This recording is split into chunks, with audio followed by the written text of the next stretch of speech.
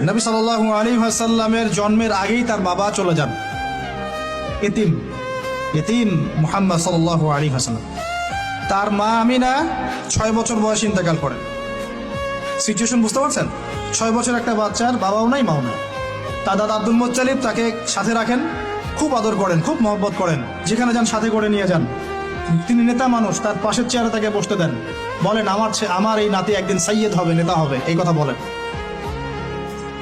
তিনি ইন্তেকাল করলেন 8 বছর বয়সে। তারপরে দায়িত্ব পেলেন চাচা আবু তালেব। নাম কি?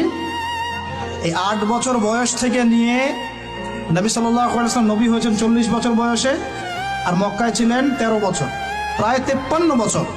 প্রায় 53 বছর পর্যন্ত, 8 থেকে 53 বছর পর্যন্ত, এই যে লম্বা সময় চাচা আবু তালেব নবী সাল্লাল্লাহু আলাইহি ওয়াসাল্লামকে পাহাড়ের মতো প্রোটেক্ট করেছেন, পাহাড়ের মতো। পাহাড়ের পিছনে আপনি দাঁড়ালে কি বাতাস লাগবে? এভাবে তিনি প্রোটেক্ট করেছেন নবী সাল্লাল্লাহু আলাইহি ওয়াসাল্লামকে। তার সন্তানদেরকে যা খাওয়াতেন তার চেয়ে ভালো